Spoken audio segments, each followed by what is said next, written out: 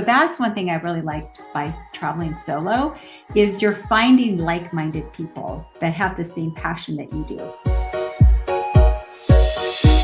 Welcome to the Crossing It Off podcast, where we believe living with intention through a bucket list lifestyle is a great way to bring yourself personal joy. As you are crossing items off your list, you're actually filling up your bucket. The more items you cross off, the more joy gets added, until eventually your joy spills over into the lives of those around you.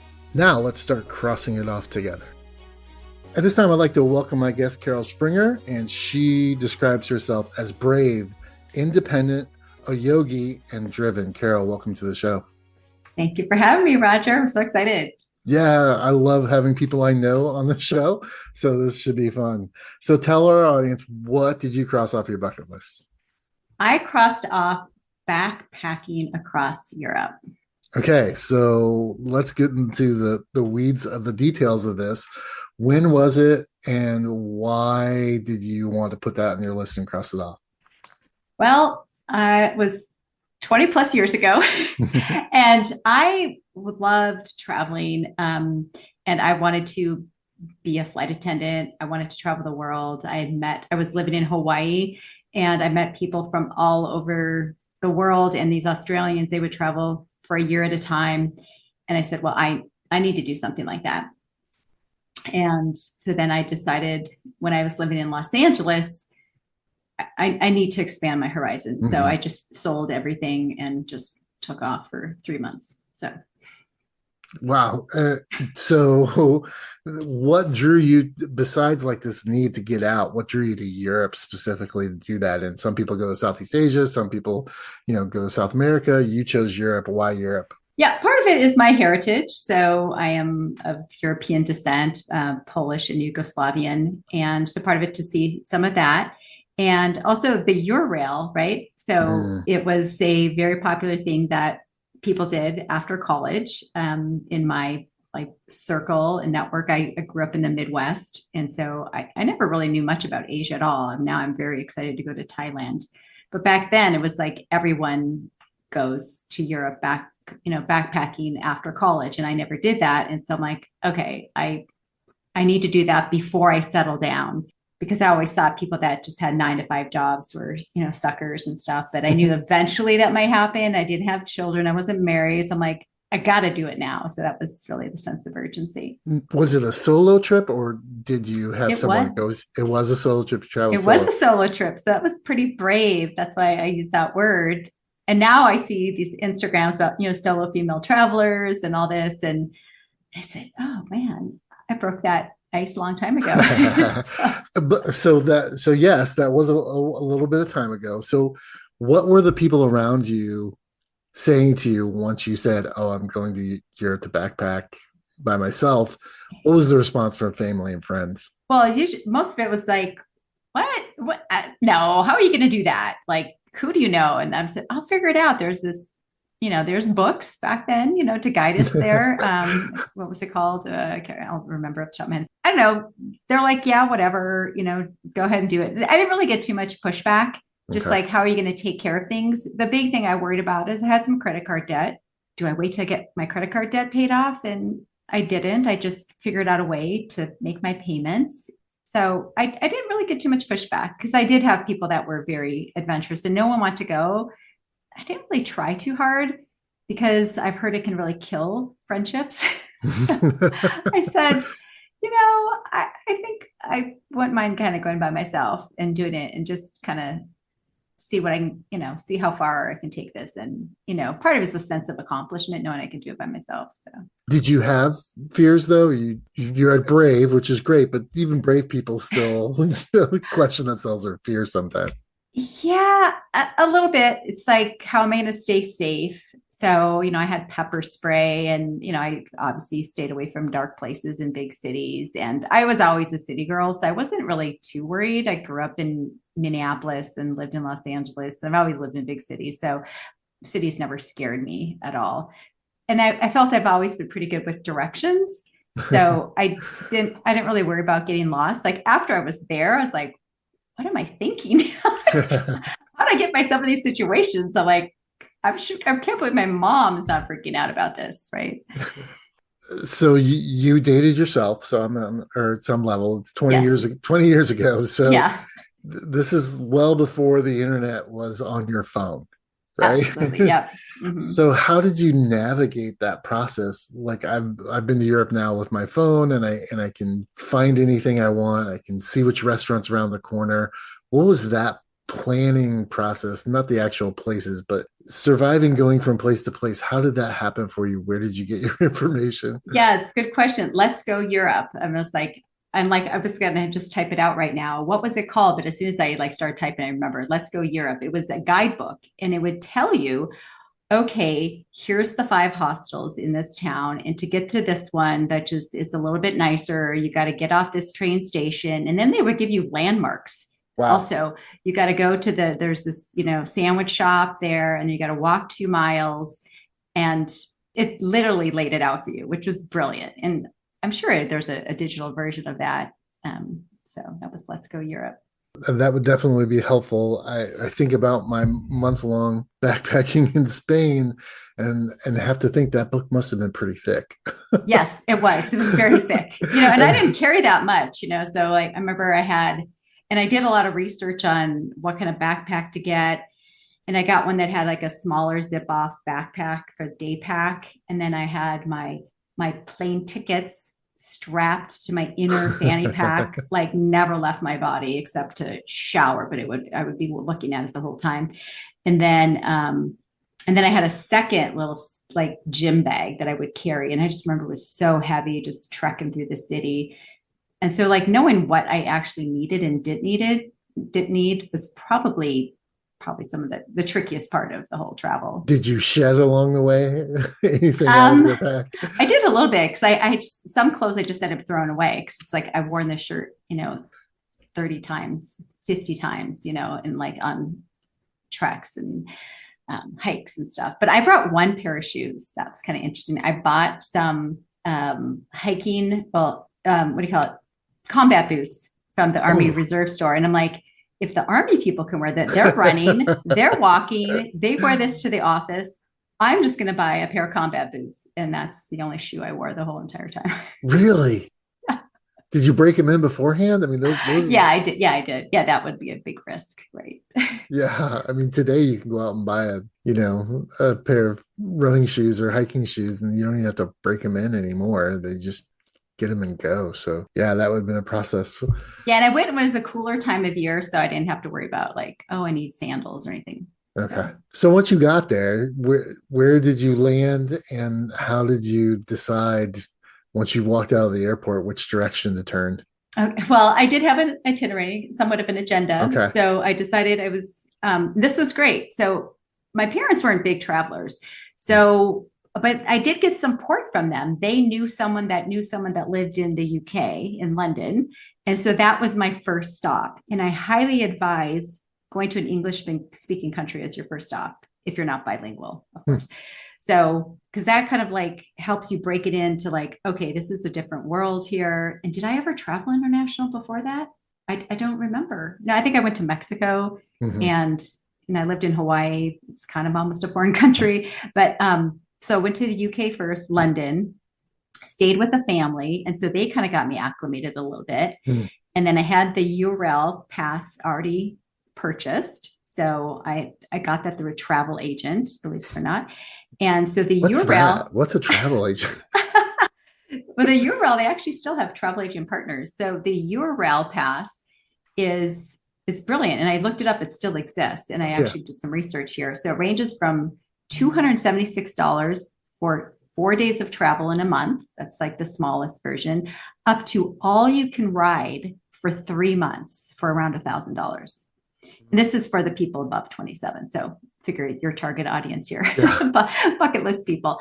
So it's still an amazing deal. And you just kind of get in on and off the train and you can just book it and you don't have to worry about the price of the train. It's just, all you can eat, so to speak. So I started in London and then went to Paris. And then I went to Barcelona and Sevilla, Spain, Hmm. and then to Italy and then then I went to Greece and it was so cold. It was not ready Huh. for for tourists yet.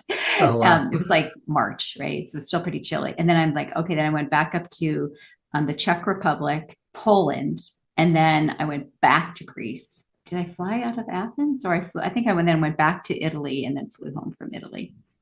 Okay. And I'd be So, happy to dive into any of those areas. yeah, well, no, I would rather you tell us what were some of the more memorable moments for you. If you look back at it, what's your favorite spot? What's your favorite story? I would have to say the Cinque Terre trek. So just like you told us about your trek in Spain, like, oh my gosh, I kind of did the same thing. There's Cinque Terre means 5 towns. It's on the Mediterranean coast in northwest or the southwest part of Italy. So not too like about an hour and a half from Genoa and probably about 2.5 hours west of Florence, Italy, if anyone knows Okay. Italy at all. And you hike from town to town. And I've always been pretty active. So this was pretty cool. And the views you see, I'm sure many people have seen these pictures. You see these pictures all the time of these coastal Italian towns. And so you're walking to each town. And I think it took a day, maybe, or less than a day, or maybe 2 days. I don't remember exactly. Yeah, so it was beautiful, the Mediterranean, and everyone else was tourists. And so we met and so when I'm backpacking, I would meet different people along the way. So that's one thing I really liked by traveling solo is you're finding like-minded people that have the same passion that you do. So this woman, Sue, she was my friend at that time, my hostel friend. And so we were hiking together and we met this older couple who they were empty nesters and we saw them, we ran into them a few times. And so we Right. chatted them up. And then finally they're like, we're at our holiday house in Italy here and our grown children couldn't make it. If you guys want to stay with us. Here at the Crossing It Off podcast, we are passionate about inspiring you in your bucket list lifestyle and empowering you to live out your list. We offer many resources to assist you in your bucket list journey, such as web resources in the show notes, bucket list mentoring services, my book Live Out Your Lists, a private Facebook group for you to share your bucket list success stories with others, and more. All of these can be found at crossingitoffpodcast.com. Find the resource that fits your need so that you can live out your list. Now back to the show. Or like, should we take these out? What if they're like crazy people, and how do we trust them? And we talked about it. I said, I think this feels right. And so we got to stay at their vacation house and they fed us wonderfully because we had been eating very minimal foods, a lot of bread and cheese every day, so we had full on Italian meals, like for 2 nights in a row, we stayed with them and just like the best Italian food and just the most gracious hospitality. So that was definitely, I would say, one of my most memorable. And a couple other like highlights was going to Pompeii, also in Italy. That was just mind blowing. That's where the volcano blew up with very little notice to the townspeople. And I really love Sevilla in Spain as again, traveling alone. I met a lot of local people and they took me out and went to some party with them. And it's just, people were just very, very friendly. That's very trusting. Yeah, for sure. So how does that happen, right? How do you just like be someplace on the other side of the planet and just start meeting local people? How's Carol do that? I mean, everyone's got their own way, I'm sure, but what was your process? Would you just like see Yeah. somebody with an American logo on their shirt and be like, oh, I can probably fit in here? Or how did that work for you? Yeah. So in Sevilla, I remember telling my friend, I said, I just kind of want to be by myself today. So one, like being solo, I think definitely helps.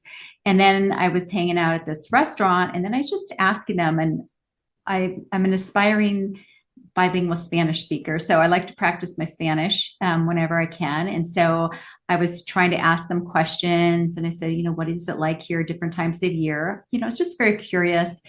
And then they said, can you help us with our menu translation? It was getting to be their busy season. I said, well, absolutely. So I thought that was kind of fun. And so I think I came back a couple days to the same restaurant. Mm. And so that's why I kind of got to know the people there. And then they're like, oh, do you want to come to this, party with us? And I'm like, okay, sure. Or one of them volunteered to show me around. So I think just being open, smiling, of course, is super helpful. Asking people for local advice. People love to talk about their communities and, what's available. So If you could go back and just take a snapshot, right? I mean, we are talking about 20 years ago, cameras weren't that great mhm. on our phones. If you could go back and take like one picture of a scene that sticks out in your head, what do you think that would be? I would say probably, hiking the Cinque Terre. And is there like a specific point there, like, oh my gosh, like you were blown Yeah, and away? I probably actually have the picture. but yeah, because like you're looking, well, like to have me in it would be nice. But so you're looking on over to the Mediterranean, and then you see all the different colored buildings and how the piers come out from the different towns, and then maybe some pictures of the like being at some of the actual buildings, like the different colored. You always see some cool European photos of the doors, always Right. multicolored and everything, like really buildings right next to each other. So just something like that was kind of quintessential experience. So you're done with your trip. You're on the plane flying home. Emotionally, how are you feeling inside? Well, this is kind of interesting. After going from town to town to town, I started thinking, they're all kind of alike. Mm, Even though the people are different and there's, little nuances, especially in Europe, it's all about what are the cathedrals I have to see in this town. Everyone says you got to see this cathedral and that one. Most towns, they have a metro station. You have to learn the lay of the land.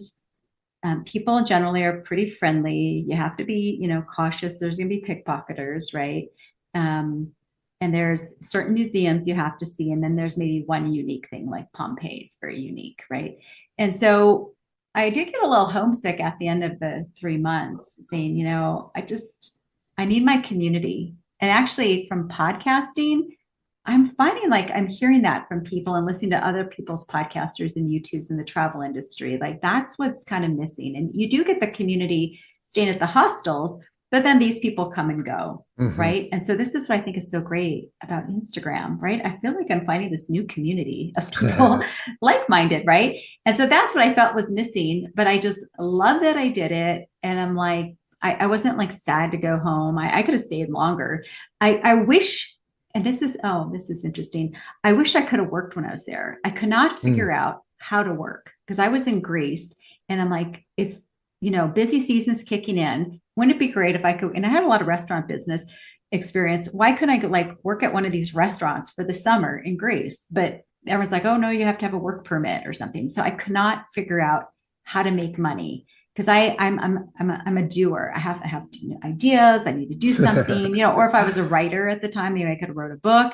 But I just kind of felt like, okay, I'm just not going to do the exact same tour things every city. Like I need to do something. And that's where my passion now is about slow travel. Like I want to go hang out on the Amalfi Coast again.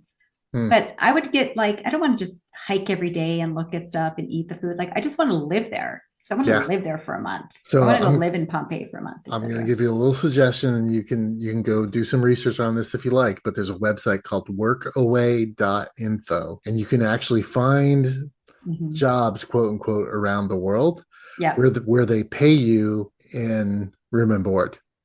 So Oh, really, you're yes. volunteering for those people, and it's all over. So I'm currently looking at it for Morocco for myself because Oh, I'm like you. nice. I like slow travel, and so I'd rather have somebody put me up, be someplace local where you can get, like you said, that information, and if I put in 20, 25 hours a week helping them do whatever, that's great, and they feed me twice a week, twice a day. I'm Yes. set. Yeah. So And you get to really learn what it's like to be a right, local there, especially, oh my right. gosh, like living with families. That sounds Yeah. amazing. So we talked about the emotion of ending the trip. When you look back, is there anything that was transformational for you about that experience that changed you in the way you look at the world or yourself? Yeah, I would say that the main thing is like what I'm capable of doing, kind of cliche. I can do it, I'm like Mary Tyler Moore, right? So uh, it's not that scary. It's just like it seems scary, the unknown. I've always kind of liked the unknown. And but I think really like, what else can I do? Hmm. So that I think was very inspiring. And, where do I want to come back to and spend some time? So I hear stories now about people going to different places and I'm not jealous. A lot of times like, oh, I'm so envious. Oh, you're so lucky. I'm like, been there, know what that's like. Okay. Yeah, that's cool. I'm glad you got to do it. And I know exactly, well, not exactly where I want to go back, but I haven't done that in Asia at all. So I'm very anxious about Southeast Asia. I've been to India. That was it. Oh, wow.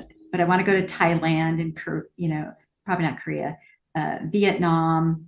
Sounds interesting. Cambodia, definitely Bali, the Philippines, like all that Southeast Asia. I'm very, very curious about. So that kind of leads us into the next question of what's next on your list. You have something, I know you have some wants, but do you have some things that you're like actually working on and making happen? Yes. Well, to spend a month working in either Barcelona or Portugal, those are my two for sure bucket areas. And we did just do a podcast on Barcelona, and I befriended that, that our guest. And so I'm like, oh my gosh, she's going to help, she could totally help me get set up there to like, find a place to, I mean, I have my own job. So like, I know I can work my normal profession and then just work from anywhere. So, but just like, what's the best deal for like a month at a time? Where should I be? Should I be in the city, out the city? So, want to take advantage of the resources that I've had. And, or Porto, Portugal is another location that I think I would really enjoy. And of course, Madeira, or not Madeira. Madeira sounds cool, but more the southern part of Portugal is a big digital nomad community. So I think I could find my people there. Yeah, and with your hostel experiences in the past, lots of hostels take on people to work for a month, at a time. So that might be an option as well. Yeah, absolutely. Carol, I know where to find you online, but can you help my listeners know where to find you and what you're doing there? Yes. The one of the best places is the Instagram, Carol Freelance Life. And that I talk a lot about remote working. I talk about my podcast, and then you can link to my podcast from there. My podcast is Where Next Podcast with my friend Kristen. It's Where Next Travel with Kristen and Carol. So that's our big thing. And then I'm also on LinkedIn, Carol Springer.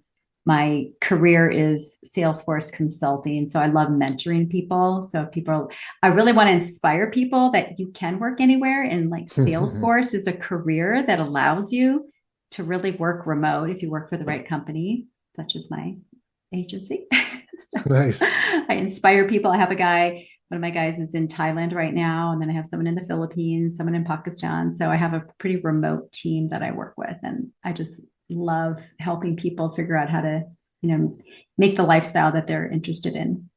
Well, if I can give a plug, I definitely would ask people to go and listen to Where Next with Thank Kristen and you. Carol. I was on the show as a guest and enjoyed Yes. myself greatly, and I will put that episode in the show notes here so that folks can Thank find you. it. Yes. And yeah, go check them out. It's a lot of fun. The show's really good, and I appreciated you allowing me to be on it. Thank you. We loved having you and loved Yeah. hearing about the Santiago Camino. Well, Carol, thank you so much for being here. I appreciate you giving it your time, and I am excited to hear your stories of taking the time to work in Spain for a while. I'm looking forward to hearing those from you. So Yes. Yes. I just have to wait till that one more child's off to college and then there you we're go. ready to go. There you go. Okay. Thanks for being here. Thank you. All right. See you soon.